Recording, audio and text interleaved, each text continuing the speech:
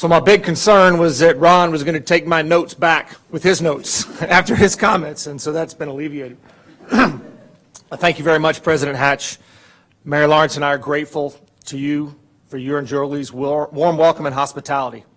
Your devotion to Wake Forest, your service to this community, your leadership in the ACC and as NCAA president have all demonstrated your caring for students and student athletes.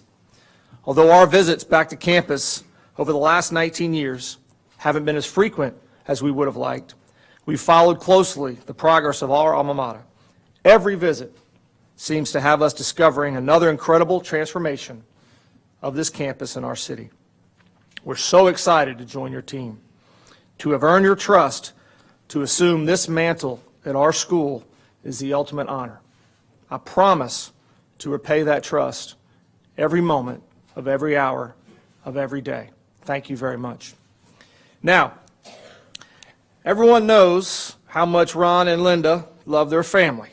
Angie, Nicole, Melissa, their husbands, and all these grandkids. But they have another family too, and a lot more kids.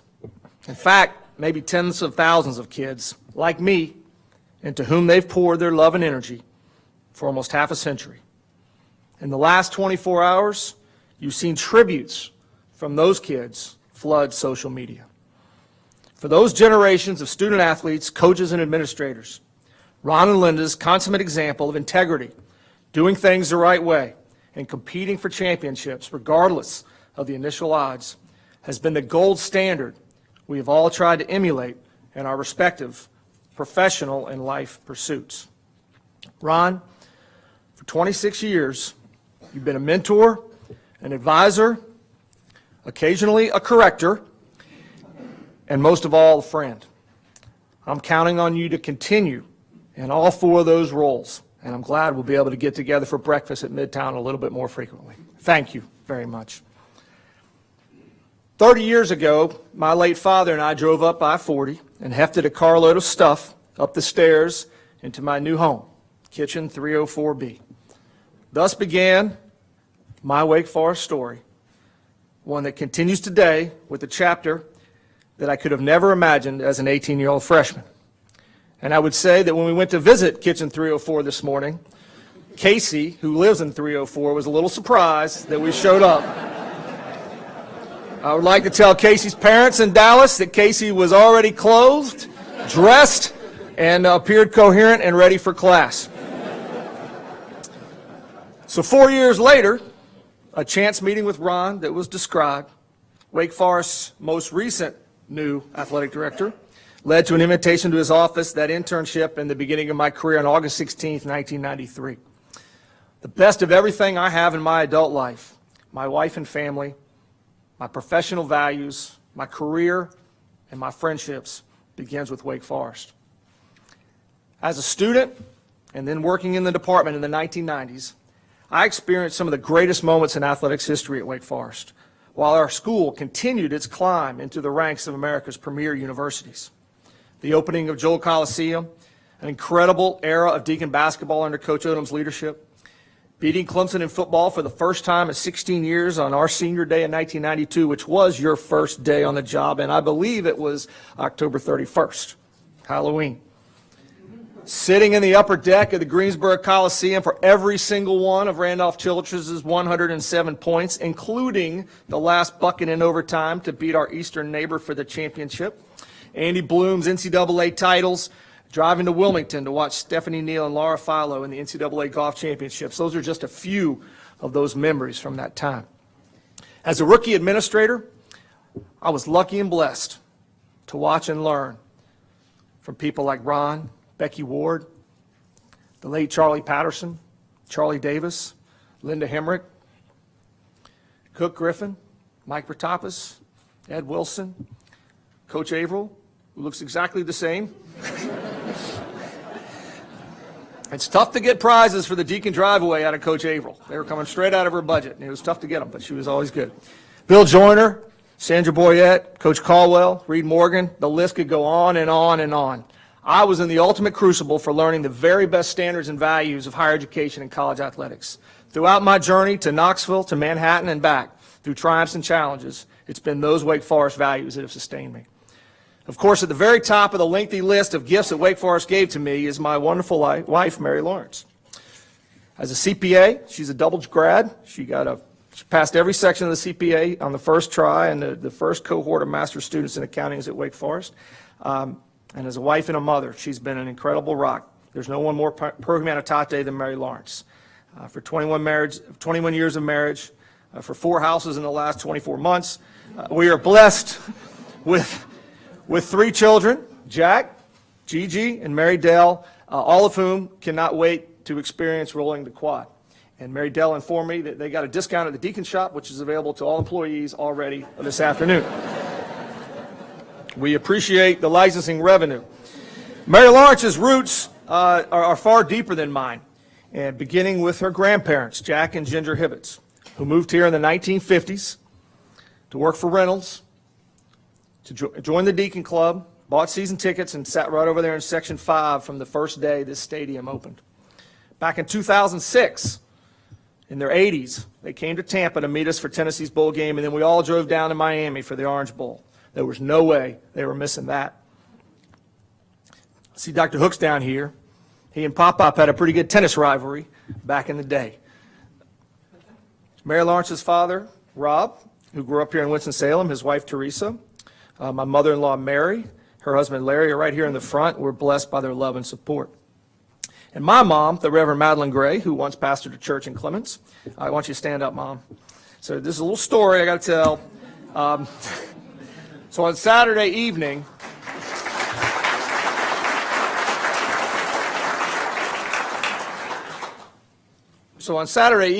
Mary Lawrence and I finally told our children the big news about 5:30, and then we drove over to my mother's house to tell her. And her reaction, as she sat in the chair, was, when she kind of looked at me, was not congratulations or not anything else. It was, oh, I can live in Arbor Acres. So, Mom, it could be Arbor Acres, it could be Salem Town. There's lots of good places. We'll be glad to have her close by. I should say that there's the old saying about the turtle on the fence post is really true, right? And I want to just beg your patience for a second, because I have to thank a few other folks who've given me special opportunities. My K-State presidents, Kirk Schultz and General Richard Myers, the Veneer family, John and Ann Tickle, my faculty athletic reps, Dr. B. Stoney at K-State and Tennessee's Don Bruce, and our many lifelong friends in Manhattan and Knoxville. But most important of all, we thank the student athletes we've been fortunate to serve over the last 26 years. And as evidenced by all those tweets and texts and tributes pouring in from former Deacon athletes all over the world, Ron Wellman has always put student athletes first. His vision, drive, and determination have placed Wake Forest among the elite programs in the country. Now, I know that most people are aware that our graduation rates are among the very best. But do they know today that Wake Forest literally sits at the top of the Atlantic Coast Conference, #1 in the Learfield Directors Cup? Does the country know we're 6th nationally in that same all-sports competition? What happens at Wake Forest right here in Winston-Salem matters, especially as the college athletics enterprise continues to evolve in a period of unprecedented challenges. We will continue to hold high our responsibility to be a model program committed to winning with integrity and with a holistic approach to developing student-athlete champions. All the best that has been accomplished at Wake Forest over the last 185 years has happened because of our collective spirit, energy, creativity, and initiative channeled together. Students, faculty, administration, alumni, parents, Winston-Salem, and beyond. Thanks to your support and incredible leadership from folks like Bob McCrary and Ben Sutton and Mitch Shaw, Alan Fox, Chris Paul, David Couch, and Deacon Club members worldwide, we can offer student athletes the very best experience in the country. Over the next several months, you'll see me out and about, listening and learning, reacquainting myself with old friends, meeting new ones, all to better understand our challenges and opportunities. Being the athletics director at Wake Forest is our dream come true. It's the biggest challenge in my career, to follow a legend like Ron and to fulfill the hopes and aspirations of my fellow alumni. I'm fully aware that I'm stepping into the shoes of Pat Preston, of Jim Weaver, of Bill Gibson, of Dr. Hooks, and Ron. But I'm also following Marge Crisp, and Dot Casey, and Diane Daly.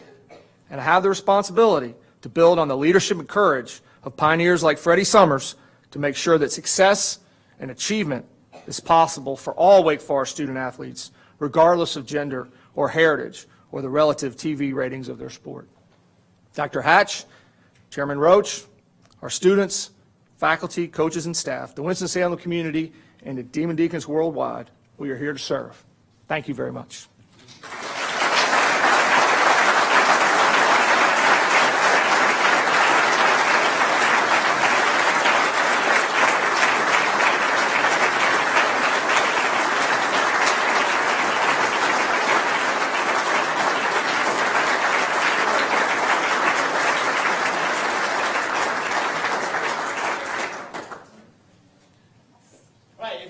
We will, John will answer questions from the media members. We've got some folks here with microphones. We would like you, because we are on live, like you to go ahead and state your name and your media outlet, raise your hand. We will call on you, but John will be available to answer some questions here. So, do we have anything from the media? Yes. Pass the mic all the way down there.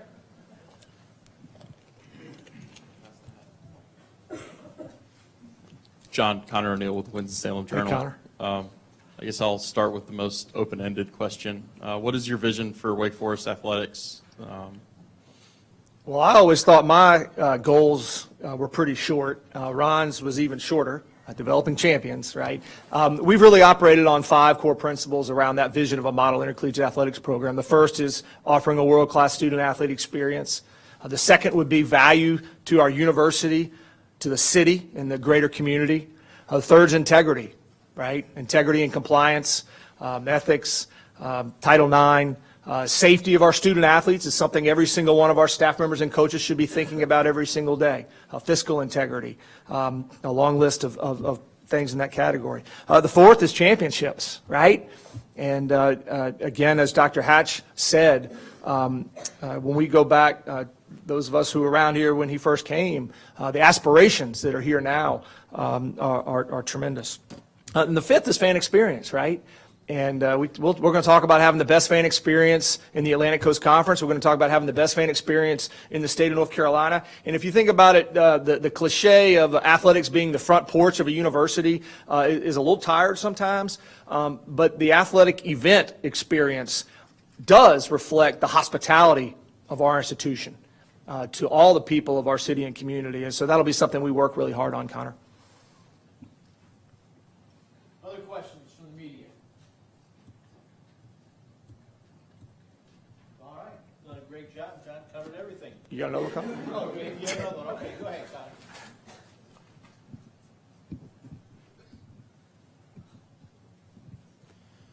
John, what did you learn from the way that the Tennessee job unfolded there in the last couple of weeks, and how is that going to make you a better AD? Well, thank you. First of all, I'm very proud of the friendships and relationships I have at the University of Tennessee, and I've been inundated from calls from coaches and people there. Coach Barnes called me yesterday morning. We had a long conversation. He was really, really happy. You know, what we all learn is that we always have to go back to our professional values and our integrity and never waver from that. And sometimes one of the things we talk about as administrators is we're professionals, right? And we have to continue to operate even when it's a tough environment. So that was a great learning experience. But most of all, I learned that I've got the best wife, sorry, Ron, and most loyal spouse in the history of the world with Mary Lawrence. Yep. Hi, Patrick Wright, WFMY in Hey, Greensboro. My question is, what was your first thought when you realized you had a chance to come back here to Wake Forest, especially in this role? It's really an overwhelming responsibility.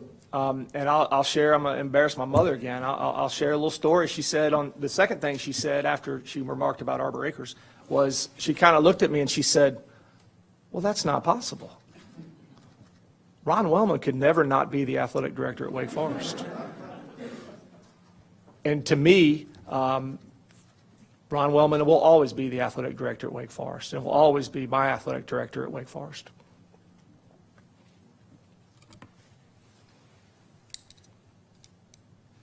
questions from the media? Thank you very much.